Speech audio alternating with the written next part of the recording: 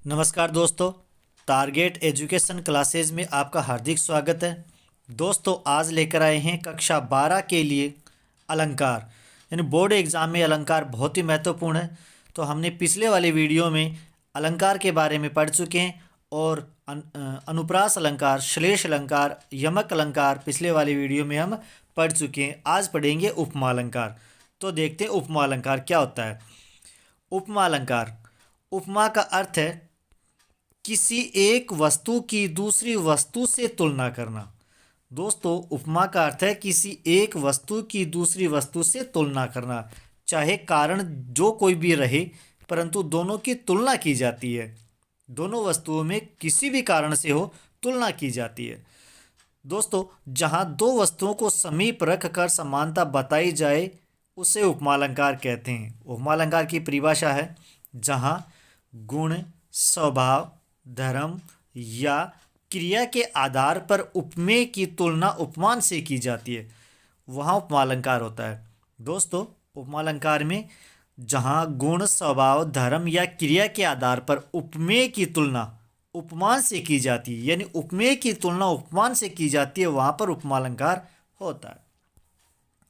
दोस्तों, उपमा अलंकार के अंग है, पहला उपमेय, दूसरा उपमान, तीसरा साधारण धर्म और चौथा वाचक शब्द। दोस्तों, यही इंपॉर्टेंट है जिससे हम पहचान कर सकते हैं कि उपमा अलंकार है या नहीं है। तो उपमा अलंकार में उपमेय, उपमान, साधारण धर्म और वाचक शब्द ये इनके अंग हैं। दोस्तों, अब इसका एक उदाहरण देखते हैं। जैसे महाराणा प्रताप शेर के समान बहादुर है। महाराणा प्रताप शेर के समान बहादुर है, तो महाराणा प्रताप की तुलना किससे की गई है, किस कारण से की गई है, वाचक शब्द कौन सा है, वो हमें पहचानना है। तो दोस्तों, इसमें उपमेय तो वो होता है यानी जिसकी तुलना या उपमा की जाए। उपमेय क्या होता है? जिसकी तुलना या उपमा की जाए, यानी इस वाक्य में महाराणा प्रताप शेर के समान बहादुर है, इस वाक्य में महाराणा प्रताप उपमेय है। उपमेय कौन है? महाराणा प्रताप। इसे दोस्तों प्रस्तुत अर्थ भी कहते हैं। उपमेय को प्रस्तुत अर्थ भी कहते हैं, जो सामने हो, प्रस्तुत हो। इसके बाद में उपमान, जिससे तुलना की जाए। तो महाराणा प्रताप की तुलना किससे की गई है? शेर से, तो इस वाक्य में शेर हो गया उपमान। इसे अप्रस्तुत अर्थ कहते हैं, इसे अप्रस्तुत अर्थ कहते हैं। इसके बाद में साधारण धर्म, जिस कारण से तुलना की जाए, यानी महाराणा प्रताप की शेर से तुलना की गई थी, वो कारण कौन सा है? तो वो कारण है बहादुर, यानी बहादुरी। तो इस वाक्य में महाराणा प्रताप शेर के समान बहादुर है, इस वाक्य में साधारण धर्म हो गया बहादुरी। दोस्तों, अब वाचक शब्द, तो जिस वाक्य में सा, सी, तुल्य, जैसा, समान, सरिस, ज्यों, सदृश आदि शब्द आते हैं, इत्यादि शब्द आते हैं, वो उपमा अलंकार का उदाहरण होता है। तो यहाँ पे महाराणा प्रताप शेर के समान बहादुर थे, तो यहाँ पर जो समान शब्द आया, जो समान शब्द आया वो किसका है? उपमा अलंकार का वाचक शब्द है। तो ये जो वाक्य है महाराणा प्रताप शेर के समान बहादुर है, इसमें उपमेय भी है, उपमान भी है, साधारण धर्म भी है, वाचक शब्द भी है। तो दोस्तों, ये उपमा अलंकार का उदाहरण हो गया। दोस्तों, बोर्ड एग्जाम में ऐसे ही पूछे जाते हैं, एक उदाहरण दे देगा, आपको पूछेगा इसमें कौन सा अलंकार है, तो आपको पहचानना है कि इसमें कौन सा अलंकार है, और पहचानने का तरीका या ट्रिक मैं बता रहा हूँ। दोस्तों, अब आगे और उदाहरण देखते हैं। जैसे हाय फूल सी कोमल बच्ची, हुई राख की थी ढेरी। तो दोस्तों, इसमें उपमेय कौन है, उपमान कौन है, वाचक शब्द कौन सा है, साधारण धर्म कौन सा है, ये हमें पहचानना है। तो दोस्तों, उपमेय तो है इसमें बच्ची जो प्रस्तुत है, और उपमान है फूल, उपमान है फूल, और साधारण धर्म है इसमें कोमल, यानी बच्ची में और फूल में जो समानता बताई गई है, वो समानता कौन सी है? कोमलता की। और वाचक शब्द है सी, वाचक शब्द है सी, जो यहाँ पे लिखा है। फूल की समानता किससे बताई गई है? बच्चे की समानता किससे की गई है? फूल से। और किस कारण से की गई है? कोमलता से, और वाचक शब्द है से। अगला उदाहरण दोस्तों, गंगा जल सा पावन मन है, गंगा जल सा पावन मन है। तो दोस्तों, इसमें उपमेय तो है मन, और उपमान है गंगा जल, यानी गंगा जल की समानता, गंगा जल की समानता किससे की गई है? मन से। तो दोस्तों, इसमें उपमेय तो हो गया मन, और उपमान हो गया गंगा जल, और साधारण धर्म है पावन अर्थात पवित्र, और वाचक शब्द है सा। दोस्तों आगे उदाहरण है कमल समान मर्दुल पग तेरे। कमल समान मर्दुल पग तेरे, इसमें उपमेय है पग और उपमान है कमल, और साधारण धर्म है यानी समान धर्म है मर्दुल, और वाचक शब्द है समान। दोस्तों आगे बढ़ने से पहले अगर आपने इस चैनल को सब्सक्राइब नहीं किया है तो चैनल को सब्सक्राइब कर दे और बेल आइकन दबा दे ताकि नए वीडियोस का नोटिफिकेशन आपको मिल सके। तो दोस्तों अब बढ़ते हैं आगे टॉपिक की ओर।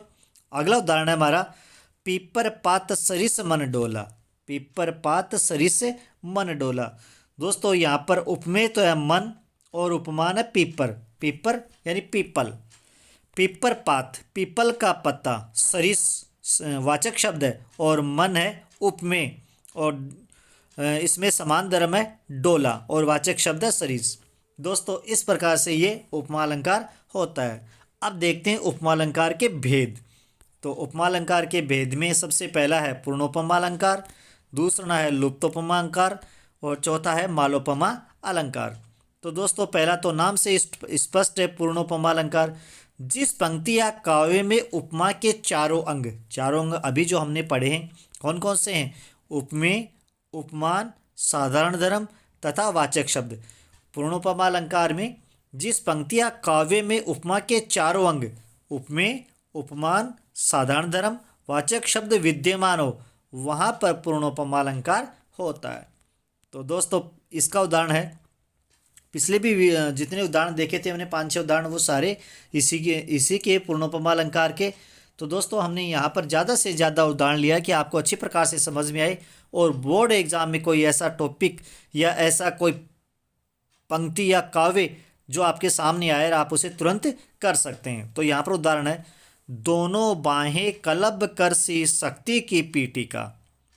शक्ति की पेटिका, दोनों बाहें कलब कर सी शक्ति की पेटिका है।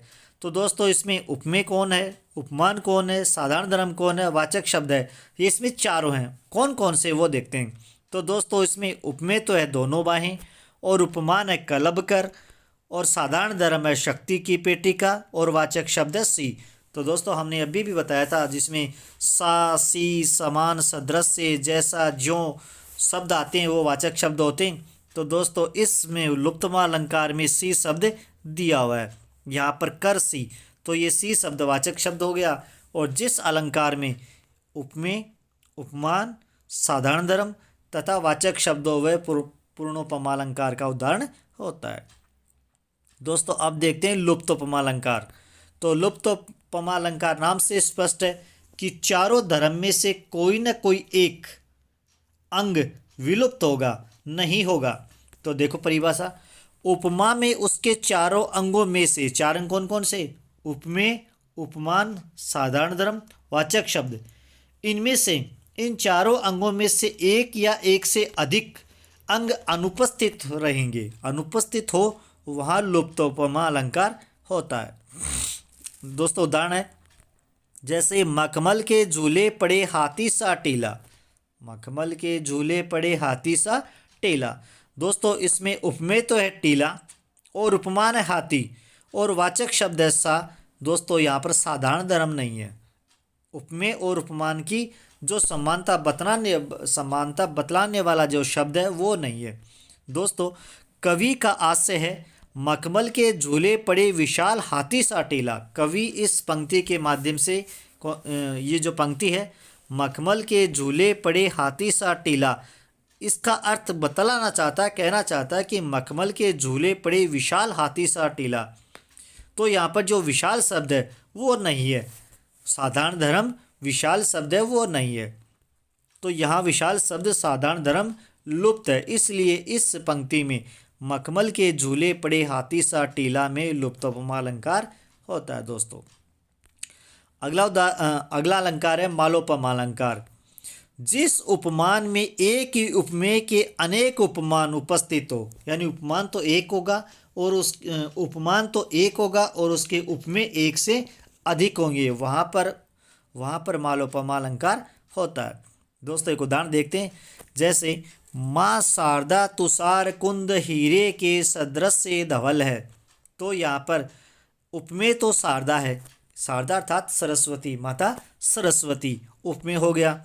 और इसकी तुलना यानी उपमान, सरस्वती की समानता यानी उपमेय कुंद, तुषार एवं हीरे, तीन तीन उपमान दे रखे हैं। माता सरस्वती शारदा के तीन तीन उपमान यहाँ पर दिए हुए इस पंक्ति में, इसलिए यहाँ पर मालोपमा अलंकार होता है। दोस्तों आगे और उदाहरण है।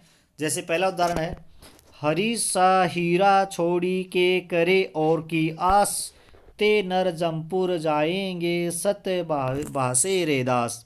तो दोस्तों इसमें भी उपमा अलंकार है, क्योंकि इसमें उपमेय भी है, उपमान भी है और वाचक शब्द सा भी है, वाचक शब्द सा भी दिया हुआ है। दूसरा उदाहरण, गंगा जल सा पावन मन, तो इसमें भी सा शब्द दिया, वाचक शब्द सा दिया हुआ है। तीसरा उदाहरण है, लघु तरणि हंसनी सी सुंदर, लघु तरणि हंसनी सी सुंदर, तो यहाँ पर सी वाचक शब्द दिया हुआ है।